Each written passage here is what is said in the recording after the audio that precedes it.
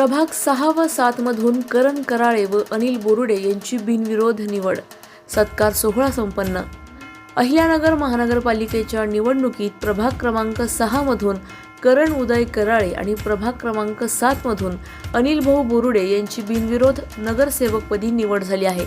त्यांच्या या निवडीबद्दल परिसरात समाधान व्यक्त करण्यात येत असून या निमित्ताने त्यांचा सत्कार सोहळा आयोजित करण्यात आला होता.